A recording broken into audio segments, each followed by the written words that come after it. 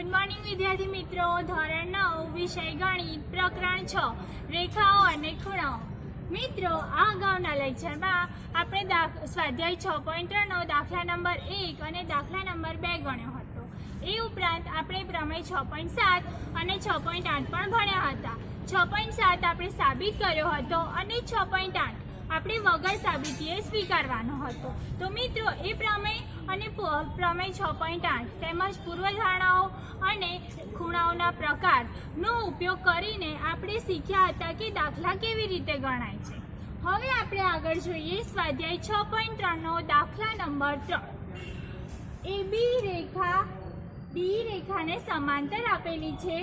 ખૂણો BAC બરાબર 35° અને ખૂણો CDE બરાબર 53° હોય તો ખૂણો DCE મેળવો. મિત્રો, ખૂણો આપણે શોધવાનો છે, ખૂણો DCE. હવે આ મેળવવા માટે આપણે શું કરીશું?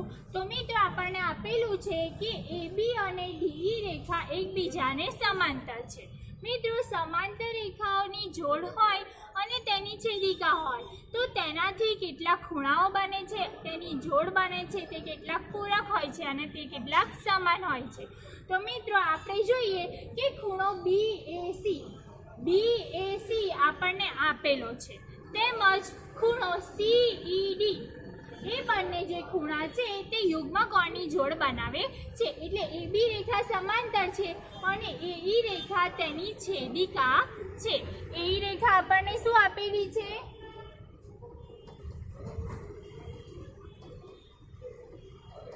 આપણને છેદિકા આપેલી છે. તો આ છેદિકાથી જે ખૂણા બને છે, આ ખૂણો BAC અને ખૂણો CED બંને કેવા બનશે? Z આકાર બનાવે છે, યુગ્મ કોણની જોડ બને છે. તો તેમના માપ કેવા હોય છે? સમાન. તો આપણે જોઈએ કે ખૂણો BAC આપણને આપેલો છે 35°. તેથી આપણને CED પણ 35° મળી ગયો. હવે આપણે શોધવાનું છે ખૂણો DCE, એટલે કે DCE આપણે આ ખૂણો શોધવાનો છે. અત્યારે આપણને આ ખૂણો મળ્યો છે 35°. તો હવે આપણે આ ખૂણો શોધવો હોય તો આપણે શું કરી શકીએ? આપણે આ ત્રિકોણ લઈ શકીએ કે ત્રિકોણ CEDમાં આપણને બે ખૂણાના માપ મળી ગયા છે. અને આપણે પ્રમેય 6.7 માં ભણ્યા છે કે જે ત્રિકોણ હોય છે તેના ત્રણેય ખૂણાના માપનો સરવાળો 180° થાય છે. તો હવે આપણે લખીએ કે ખૂણો CED આપણે શોધ્યો છે 35°. આપણને ખૂણો CDE પણ આપેલો છે 53° રકમમાં, અહીં આપેલો છે. હવે આપણે શોધવાનો છે DCE. તો DCE આપણે શોધવાનો છે, આપણને બે ખૂણાના માપ મળી ગયા છે. તો આપણે જોઈએ કે ખૂણો DCE બરાબર 180 માઇનસ આ બંનેનો સરવાળો એટલે કે 88, 53 + 35 એટલે 88. તો હવે 180 માંથી 88 બાદ કરીએ તો આપણને મળશે 92. એટલે કે ખૂણો DCE આપણે જે શોધવાનો હતો તે આપણને મળી ગયો છે 92°. તો મિત્રો, હવે આપણે આગળ જોઈએ દાખલા નંબર 4. આપણને આકૃતિ આપેલી છે અને આકૃતિમાં જો રેખાઓ PQ અને RS બિંદુ T પર એ પ્રકારે છેદે કે ખૂણો PRT બરાબર 40°, ખૂણો RPT બરાબર 95° અને ખૂણો TSQ બરાબર 75° આવે તો ખૂણો SQT આપણે શોધવાનો છે. મિત્રો, અહીં જે આકૃતિ આપેલી છે તમે જોઈ શકો છો કે PQ રેખા છે એ RS રેખાને છેદે છે બિંદુ T માં.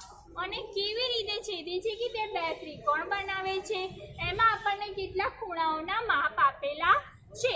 તો હવે આપણે આગળ જોઈએ કે આપણને શું આપેલું છે કે ત્રિકોણ આપણને PRT આપેલો છે. હવે આ ત્રિકોણમાં આપણને બે ખૂણાના માપ આપેલા દેખાય છે.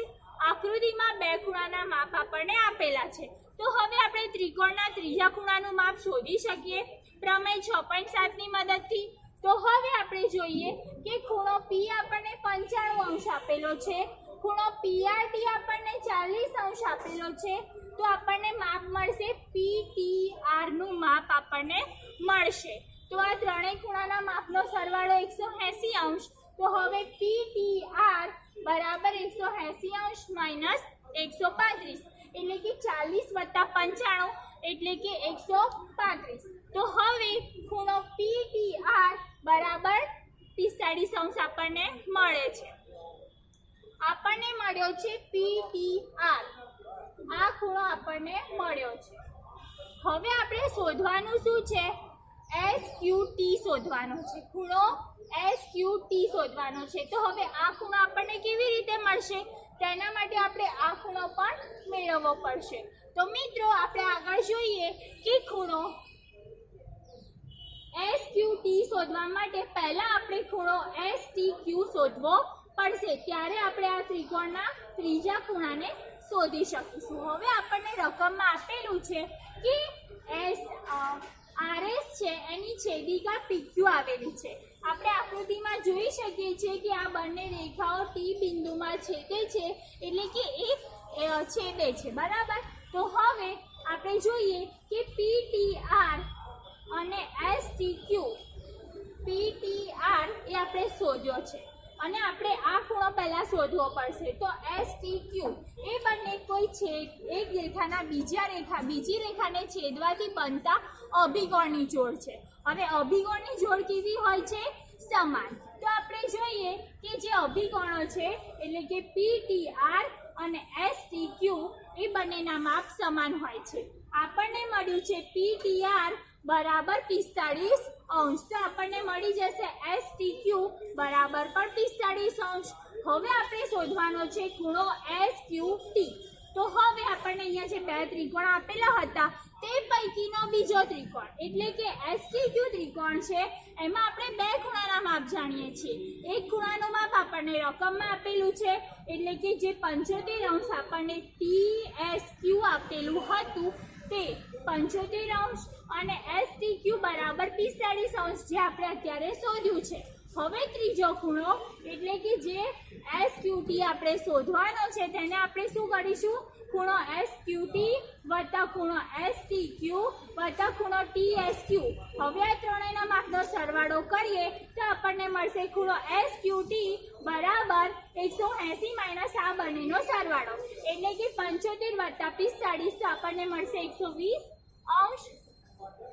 હવે 180 માંથી 120 બાદ કરીએ એટલે આપણને મળશે 60 અંશ. તો આપણને મળી ગયો છે ખૂણો SQT જે આપણે રકમમાં શોધવાનો હતો. SQT આપણે શોધવાનો હતો જે આપણને 60 અંશ મળી ગયો છે. હવે મિત્રો આપણે આગળ જોઈએ દાખલા નંબર 5. આકૃતિમાં જો PQ લંબ PS, PQ સમાંતર RS અને ખૂણો SQR બરાબર 28 અંશ, ખૂણો QRT બરાબર 65 અંશ હોય તો આપણે x અને y ના માપ શોધવાના છે. મિત્રો આકૃતિ તમે જોઈ શકો છો કે બે રેખાઓ છે એકબીજાને સમાંતર આપેલી છે. PQ અને RS અથવા RD એ બંને એકબીજાને સમાંતર આપેલી છે. હવે SQ છે એ છેદિકા છે, તેવી જ રીતે QR છે તે પણ છેદિકા છે. આપણે છેદિકા એવું લઈ શકીએ. આને જો આગળ લંબાવવામાં આવે તો આ બે સમાંતર રેખાઓની છેદિકા તરીકે આપણે તેને લઈ શકીએ છીએ. તો હવે આપણે જોઈએ કે આપણને આપેલું છે કે PQ સમાંતર SR જે આપણને આપેલું છે અને તેની છેદિકા છે QR. QR છેદિકા છે આપણે જોઈ શકીએ છીએ. હવે જોઈએ કે ખૂણો PQR અને ખૂણો QRT બંને કેવા થશે? યુગ્મ કોણ. એટલે કે જે સમાંતર રેખાઓ PQ અને RS ની છેદિકાથી બનતા બે યુગ્મ કોણો એટલે કે ખૂણો PQR અને QRT બંને કેવા થશે? સમાન થશે. હવે મિત્રો આપણને આકૃતિમાં આપેલું છે કે QRT એનું માપ આપણને 65 અંશ આપેલું છે. હવે આપણે શોધવાનું છે PQR. એ બંને તો સમાન થાય છે પરંતુ અહીં જે PQR છે તેને બે ભાગમાં આપેલા છે, ખૂણો PQS અને ખૂણો SQR. એટલે કે આપણે જો ખૂણો PQR નું માપ મેળવવું હોય તો આપણે કેવી રીતે મેળવી શકીએ કે ખૂણો PQR બરાબર PQS વત્તા SQ બંનેનો સરવાળો કરીશું તો આપણને PQR નું માપ મળશે. તો આપણે જોઈએ કે બંનેનો સરવાળો કરી આપણે એને સમીકરણ નંબર 1 આપ્યું અને આ જે બંને સમાન છે એટલે કે PQR અને QRT સમાન છે, યુગ્મકોણની જોડ છે, તેથી આપણે એને સમીકરણ નંબર 1 આપ્યું. હવે સમીકરણ 1 અને સમીકરણ 2 પરથી એટલે કે આપણને આપેલું છે કે PQR બરાબર QRT છે, તો આ બંનેનો સરવાળો બરાબર આ PQR ની જગ્યાએ આપણે QRT મૂકી દઈએ તો આપણને શું મળશે કે QRT નું માપ આપણને 65 અંશ આપેલું છે, તો 65 અંશ આપણે મૂક્યા. હવે PQR ની PQS ની જે કિંમત છે એ x છે અને SQR ની કિંમત છે એ આપણને 28 આપેલી છે. તો આપણે આ રકમમાં બંને કિંમતો મૂકીએ તો આપણને જે x મળે છે x બરાબર 65 - 28 એટલે x બરાબર આપણને 37 મળી જાય. એટલે આપણે જે x અને y ની કિંમત શોધવાની હતી તેમાંથી આપણને x મળી ગયો છે. હવે આપણે y શોધવો છે. તો મિત્રો અહીં આપણને આકૃતિમાં ત્રિકોણ દેખાઈ રહ્યું છે PQS ત્રિકોણ. હવે p નું માપ આપણને 90 અંશ આપેલું છે જે કાટખૂણો આકૃતિમાં દોરેલો છે અને આપણે x નું માપ પણ શોધી લીધું છે. હવે આ ત્રિકોણનો ત્રીજો ખૂણો એટલે કે y એ આપણે શોધવું હોય તો ખૂબ જ સરળતાથી મળી રહેશે. તો આપણે જોઈએ કે ખૂણો p બરાબર 90 અંશ, ખૂણો x બરાબર 37 અંશ. તો હવે આપણે 90 + 37 y એટલે કે ત્રીજો ખૂણો બરાબર 180 અંશ. તો હવે ખૂણો y બરાબર 180 અંશ - 127 એટલે કે 90 + 37 બરાબર 127. તો આપણને મળ્યું છે કે y બરાબર 180 - 127 એટલે કે 53 અંશ. તો y નું માપ આપણને મળી ગયું છે 53 અંશ. x નું માપ આપણને 37 મળ્યું છે અને y નું માપ આપણને મળ્યું છે 53 અંશ. તો આપણને y પણ મળી ગયો છે. મિત્રો આપણને જે આકૃતિમાં x અને y આપેલા હતા તેને આપણે કેવી રીતે શોધ્યા તમે જોઈ શકો છો. હવે આપણે આગળ જોઈએ દાખલા નંબર 6.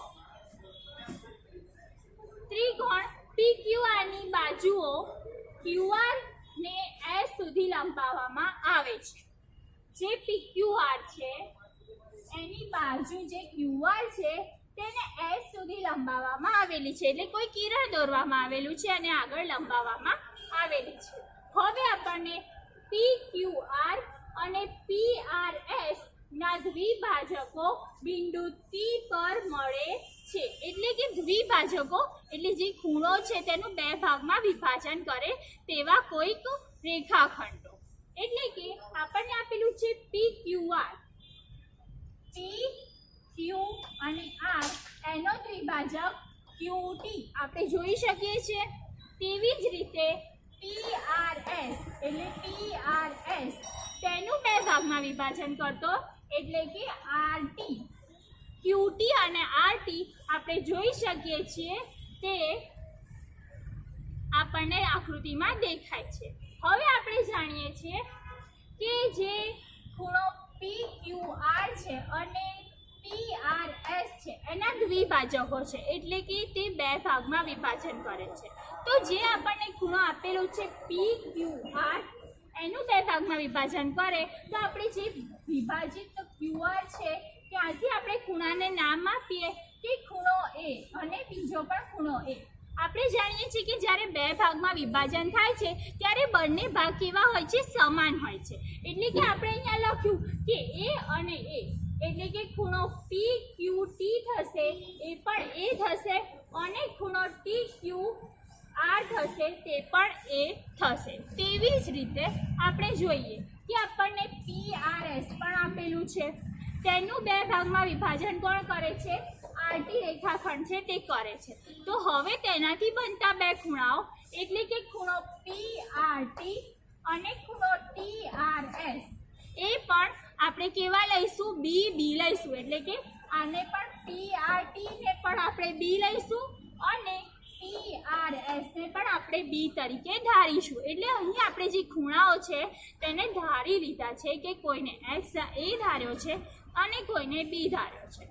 હવે આપણે જાણીએ છીએ કે જે ત્રિકોણ QTR છે, ત્રિકોણ QTR આપણને આપેલો છે. હવે તેનો જે બહિષ્કોણ દોરેલો છે તે કયો છે? ખૂણો TRS આપણને બહિષ્કોણ દેખાય છે, બહારની બાજુનો ખૂણો છે તે આપણે જોઈ શકીએ છીએ.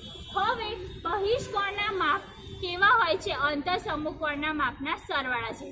તો અહીં જે બહિષ્કોણ TRS આપેલો છે તેનો માપ કયા બે ખૂણા જેટલું થશે? કે ખૂણો આ જે છે QTR અને ખૂણો TQR, આ બંનેના માપ જેટલું થશે. તો આપણે વેલ્યુ મૂકીએ કે ખૂણો TRS બરાબર ખૂણો TQR વત્તા ખૂણો QTR. તેના ઉપરથી પ્રમેય 6.8 નો પ્રમેય જે હતો તે બહિષ્કોણ માટેનો પ્રમેય હતો, તેના ઉપરથી આપણે આ કિંમત મૂકી છે કે જે બહિષ્કોણનું માપ છે તે બંને અંતઃસમૂહકોણના સરવાળા જેટલું થાય છે. હવે આ જે આપણને કિંમત આપેલી છે તે આપણે મૂકીએ કે કેટલાકને આપણે એ નામ આપ્યું છે અને કેટલાકને આપણે બી નામ આપ્યું છે. તો હવે અહીં જોઈએ કે ખૂણો TRS આપણને બી આપેલો છે, એટલે કે એનું માપ આપણે લખીશું બી. અને તેવી જ રીતે ખૂણો TQR આપણે એ ધાર્યો છે તો આપણે લખીશું એ. હવે જે ખૂણો આપણને નથી આપ્યો એટલે કે QTR એ આપણને નથી આપ્યો તો આપણે એની કિંમત એની જ લઈશું. હવે આપણે બીમાંથી એ બાદ કરીએ એટલે કે એને આ બાજુ લઈ જઈએ તો બીમાંથી એ બાદ થાય એટલે આપણને મળશે B - A બરાબર QTR.